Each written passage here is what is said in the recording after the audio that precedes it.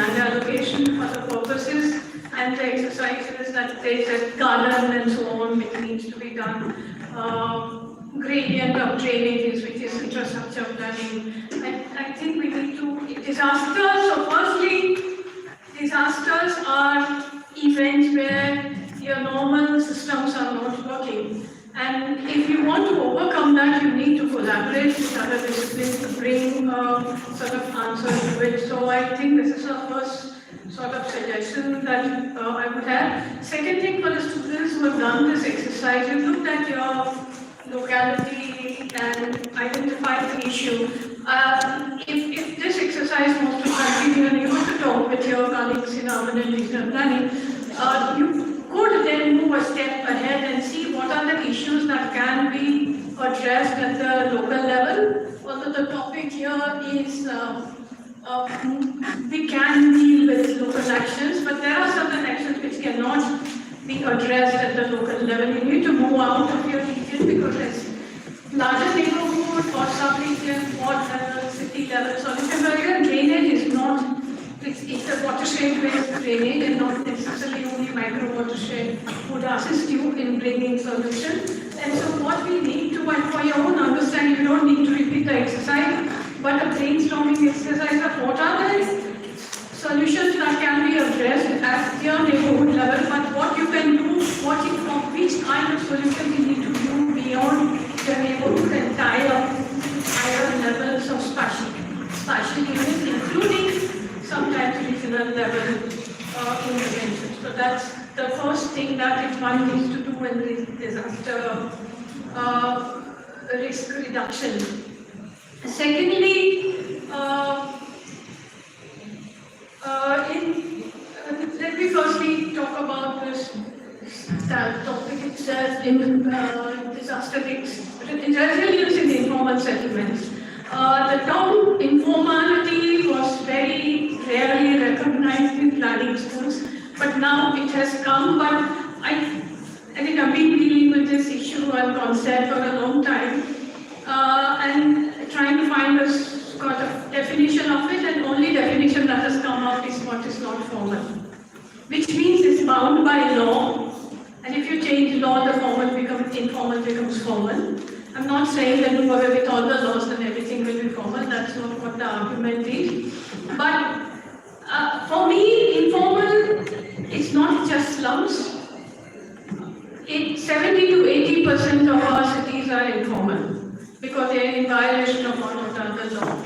And I think many colonies here, even Delhi has this category called unauthorized colonies. But everywhere else there are one or the other formations and types of unauthorized categories. I would prefer, if I were to look at, I think low income settlements is a better representation of the work that's been done rather than informal. We've done a study in Ahmedabad a long time back and we looked at East Ahmedabad, which is the industrial Ahmedabad, and 90% of that was informal. So what do we do with it? There's a lot of informality generated because of the regional planning that we have been following, top-down, etc., etc.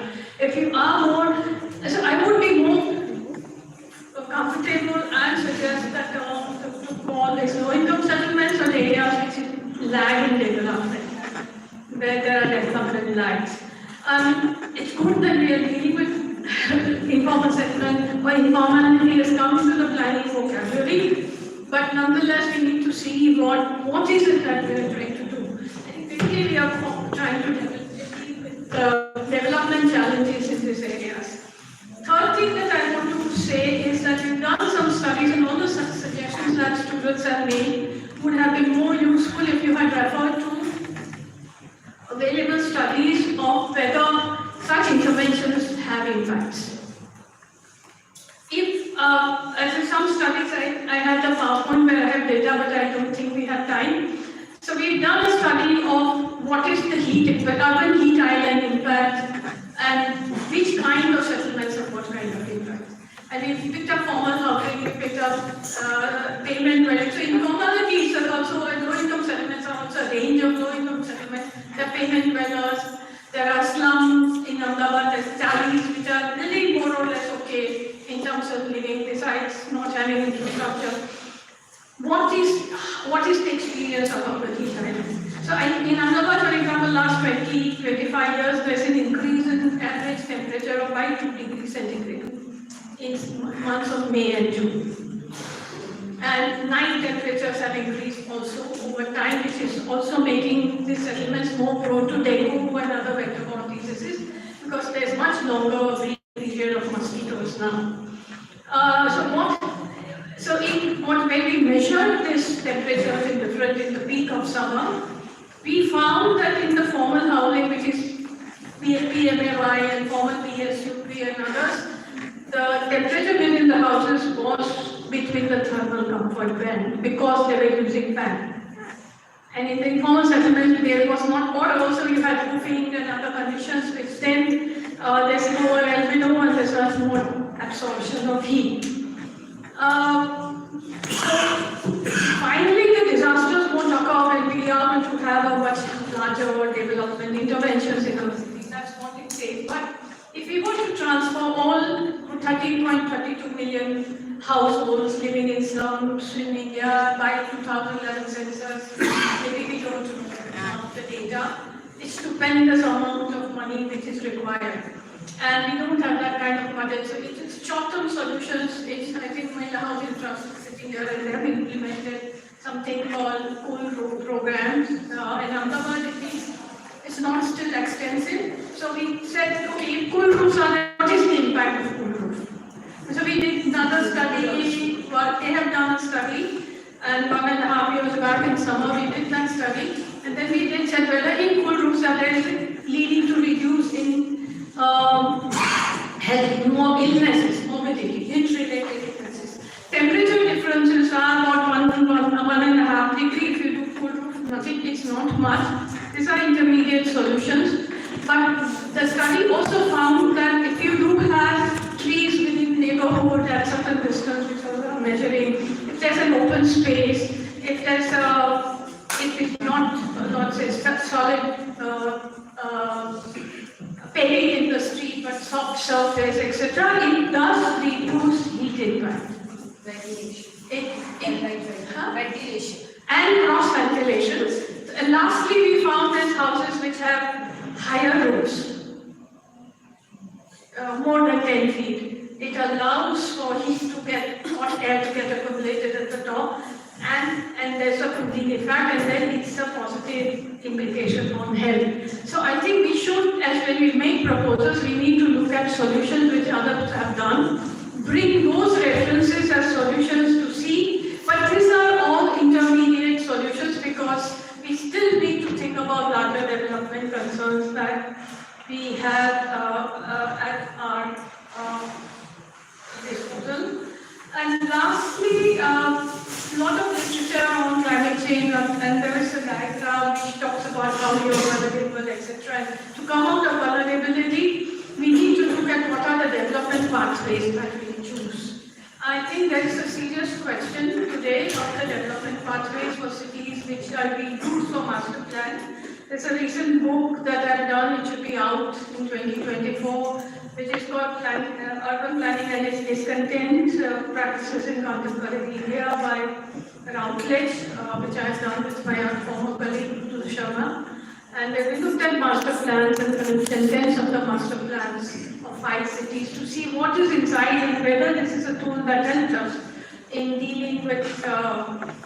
And there we uncovered that the development pathways that we have at the national level, the macroeconomic policy framework that we have, gets reflected in the way we deal with planning. And earlier, when planning came into existence in 1930s and 1940s, it was more a social democratic revolution.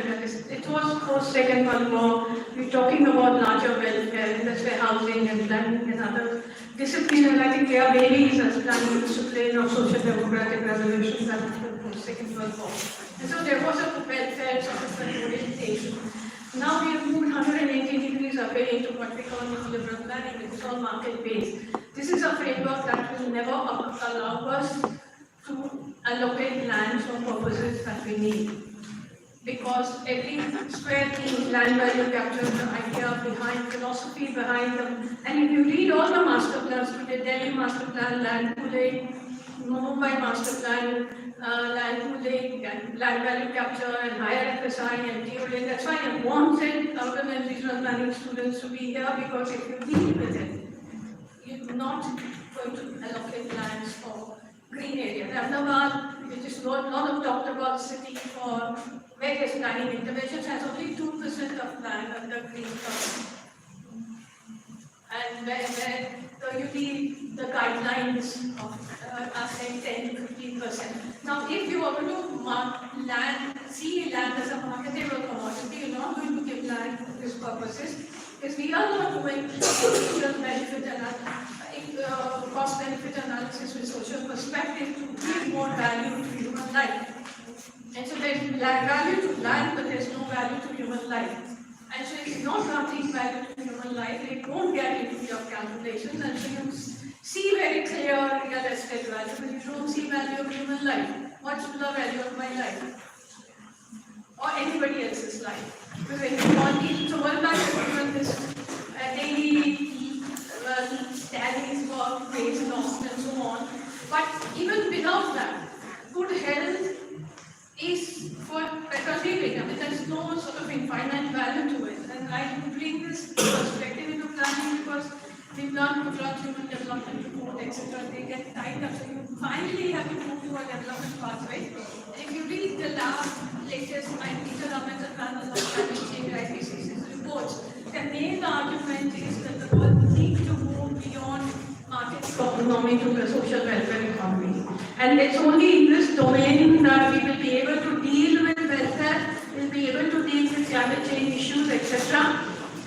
The last COP has just ended in Dubai, and I think today's paper says that we have achieved quite a bit, and I think there's discussion on fossil fuel reduction, etc.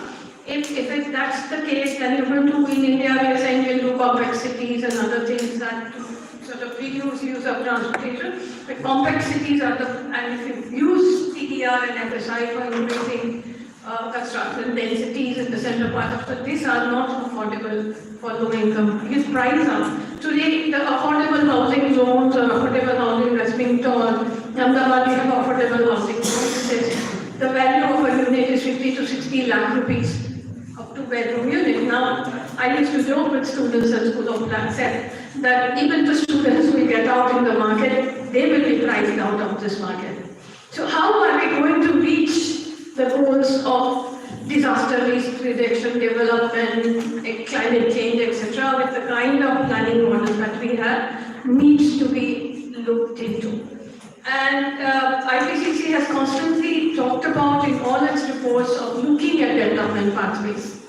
And that needs, and I think all of you are going to go into the world and work in the cities and wherever in the development sector for next 20, 30 years or maybe more.